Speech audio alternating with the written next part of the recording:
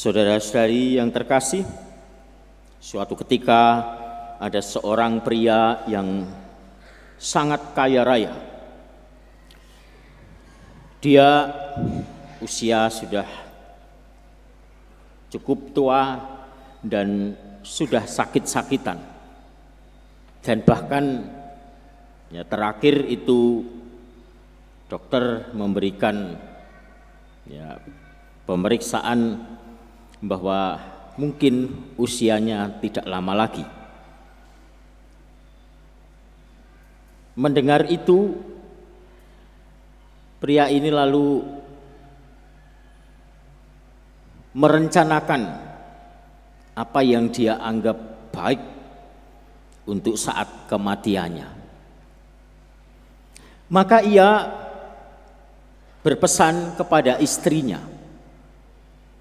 kalau saya meninggal, saya ingin agar semua uang saya dimasukkan ke dalam peti mati. Saya ingin bawa itu.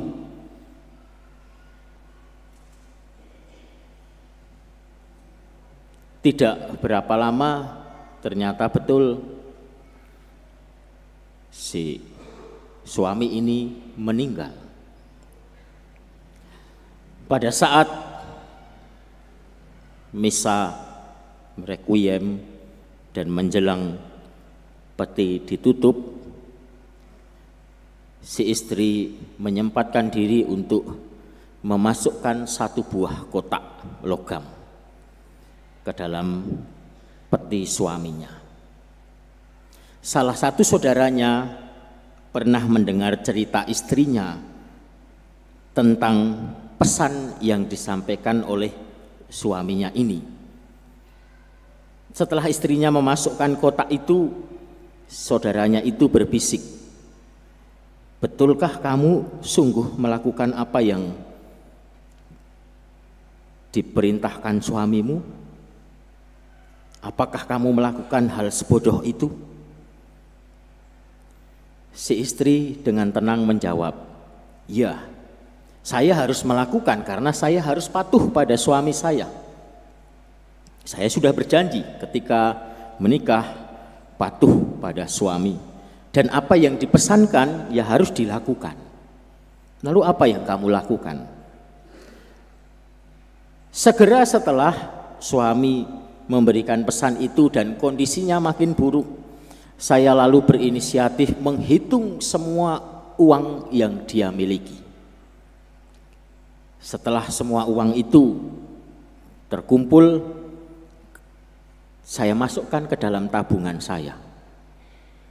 Lalu pada akhirnya ketika suami saya dipanggil Tuhan, saya langsung menuliskan cek seluruh jumlah uang suami saya itu, dan itulah yang saya masukkan ke dalam peti mati. Siapa tahu nanti suami saya perlu, dia bisa menguangkannya. Seluruhnya dimasukkan dalam peti mati. Saudara-saudari yang terkasih, ketaatan, kepatuhan itu seringkali berhadapan dengan suatu dilema di dalam diri kita. Dilema untuk apa? Dilema untuk menaati sesuatu yang memang kita tahu itu harus ditaati, tetapi di sisi lain mungkin di dalam diri kita ada penolakan untuk mentaati sesuatu yang tidak kita senangi, sesuatu yang tidak kita sukai. Dalam situasi seperti itu ya seringkali menjadi tidak mudah untuk lalu betul-betul patuh pada sesuatu. Kita bisa saja melakukan suatu perintah. Kita dari kecil sebetulnya terbiasa dihadapkan pada persoalan mengenai kepatuhan ini. Seorang anak-anak biasa diajar untuk patuh pada orang tuanya. Seorang murid di sekolah diajarkan untuk patuh pada para guru. Ketika kita sudah bekerja, kita bekerja pada orang lain, ya dengan demikian ada tuntutan untuk patuh pada atasan, untuk patuh pada perusahaan kalau kita bekerja pada suatu perusahaan. Dalam tingkat yang lebih luas, bahkan mungkin ketika kita tidak bekerja pada orang lain, bekerja untuk diri kita sendiri, dalam konteks hidup bersama, kita pun dituntut untuk patuh pada aturan-aturan tertentu. Kita mengendarai kendaraan roda 2, kendaraan roda 4, dibutuhkan surat-surat, ya. Semuanya ikut aturan yang ditetapkan, kita mesti patuh pada itu. Nah, kalau di dalam hati kita, di dalam diri kita ada penolakan terhadap hal-hal yang kita tahu harus dilakukan itu, seringkali lalu terjadi dilema. Kalau tidak terjadi dilema, kita lalu memilih sesuatu yang lebih menyenangkan kita, ya kita tidak menaati itu. Meskipun mungkin nanti resikonya bisa berbeda, bermacam-macam. Saya membayangkan, tadi itu cerita fiktif sebetulnya, ya. Tetapi dari cerita fiktif itu bisa dibayangkan kalau kita mencoba masuk dalam dinamika batin si istri yang mendapat pesan seperti itu. Anda semua bayangkan, ya, dalam posisi istri itu mendapat perintah itu, mendapat pesan seperti itu dari orang yang akan meninggal, kira-kira akan menjalankan atau tidak? Ketika itu berurusan dengan orang yang meninggal, seringkali kita itu berpikir lebih, ya, bukan dengan mudahnya kita memutuskan untuk tidak melakukan, ya. Nah, itulah dinamika yang bisa terjadi. Tetapi si istri ini tadi melakukan apa yang diminta oleh suaminya dengan tanpa terpaksa melakukan itu. Dalam banyak pengalaman kita itu patuh dan dibiasakan untuk patuh, tetapi dalam banyak situasi kita mungkin mematuhi sesuatu itu dengan keadaan terpaksa oleh banyak hal, terpaksa oleh tuntutan situasi, terpaksa oleh penilaian orang lain, ya. Ada unsur keterpaksaan di sana. Kalau hari ini Yesus menyampaikan wasiat terakhirnya pada peristiwa, dikatakan pada perjamuan malam terakhir, siapa saja yang memegang perintahku dan melakukannya, dialah yang mengasihi aku. Kepatuhan yang diminta tentu saja bukan kepatuhan yang semata-mata kita lakukan karena keterpaksaan seperti yang banyak kita alami di dalam kehidupan sehari-hari, meskipun kita toh melakukannya. Justru sebaliknya, kepatuhan, ketaatan itu bisa menghantar kita kepada sebuah tindakan yang produktif. Tidak sekedar melakukan sesuatu, ya sekedar melakukan saja. Melakukan taat, melakukan, tetapi kita produktif. Kami para imam itu ketika memulai tugas pelayanan pada saat menerima sakramen tahbisan itu berjanji 3 hal. Untuk hidup selibat, untuk hidup di dalam kemiskinan atau kesederhanaan, dan 1 lagi untuk hidup di dalam ketaatan dengan pimpinan. Kalau saya sebagai imam diosesan taat pada uskup. Nah, ketaatan ini tentu juga bukan sekedar ketaatan buta, bukan sekedar melakukan saja karena itu tuntutan, tetapi ketaatan yang produktif. Dengan ketaatan itu diharapkan lalu bisa sungguh memberikan karya pelayanan dengan maksimal. Kalau taat tetapi hanya sekedar taat buta, ya biasanya akan lalu melakukan karya pelayanan pun itu ya dengan terpaksa, sebagai dimaknai sebagai sebuah tugas atau tuntutan. Tetapi kalau ketaatan itu dimaknai ya ini adalah sebuah undangan untuk semakin bisa merasakan cinta kasih Allah yang dihadirkan melalui pimpinan saya, maka saya pun akan bisa melayani dengan lebih produktif dan lebih kreatif dengan kebebasan tanpa terpaksa.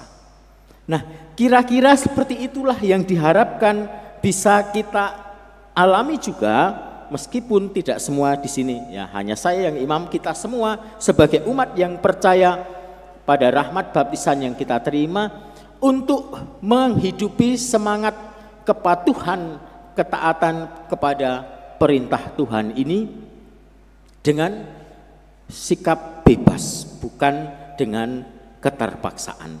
Karena hanya itu yang bisa menghantar kita untuk melakukan sesuatu yang produktif. Bukan hanya sekedar pasif menjalankan saja apa yang menurut kita baik untuk dijalankan. Ketaatan dan kepatuhan itu menjadi kunci bagi kita untuk bisa mengalami bahwa apa yang dijanjikan oleh Yesus sebelum ia kembali kepada Bapaknya itu memang sungguh kita alami di dalam hidup kita. Bahwa Allah tidak membiarkan kita sebagai yatim piatu, tetapi selalu menyertai kita, dan ada roh penolong yang lain yang diutus untuk membimbing kita. Roh inilah yang berperan bagi kita untuk bisa menjalankan perintah Tuhan dengan patuh tetapi juga dengan kreatif dan produktif. Ketika kita patuh menjalankan apa yang diajarkan oleh Yesus, maka kita mengasihi Yesus dan kita bisa mengalami kehadiran Yesus secara nyata di dalam hidup kita. Ada banyak hal bisa kita renungkan tentang apa yang diajarkan oleh Yesus, tetapi saya mau mengajak kita semua untuk merenungkan hal besar yang sudah dilakukan oleh Yesus adalah bahwa Dia memberikan dirinya dengan wafat di salib untuk menebus dosa manusia. Artinya apa? Memberikan hidupnya, mengalami kematian. Itu adalah undangan untuk kita semua untuk bisa menaati perintahnya. Salah satunya adalah untuk bisa mengalami mati bagi diri kita sendiri, mengalami kematian terhadap diri kita sendiri. Mungkin masih terlalu abstrak, tetapi kematian terhadap diri sendiri itu sebetulnya adalah sesuatu yang bisa kita alami dalam hidup kita sehari-hari. Sangat-sangat bisa kita alami dalam hidup sehari-hari. Ketika kita marah, tetapi kita tidak membiarkan diri kita untuk dikendalikan oleh rasa marah itu, lalu melakukan tindakan yang merusak relasi, merusak orang lain, itu adalah bentuk dari kematian terhadap diri sendiri. Kita ingin marah tetapi kita sadar, lalu kita menahan diri untuk tidak masuk di sana. Ketika kita mengalami bahwa apa yang kita lakukan tidak dihargai oleh orang lain dan kita tetap sabar dengan itu, tetap bertahan dengan hal baik yang kita lakukan, itu adalah bentuk dari kematian terhadap diri sendiri. Ketika kita lebih mengutamakan apa yang menjadi kebutuhan orang lain daripada apa yang kita butuhkan sendiri, itulah semangat pengorbanan dan itu bentuk kematian terhadap diri sendiri. Ketika kita salah dan kita mengaku salah dan berusaha untuk memperbaiki hidup kita, itu juga adalah bentuk kematian terhadap diri sendiri. Ketika kita melihat orang lain berhasil, orang lain sukses, kita tidak menjadi iri dengan itu, tetapi lalu menghargai apa yang menjadi keberhasilan orang lain, apresiasi, itu juga adalah bentuk kematian terhadap diri sendiri, terhadap ego kita.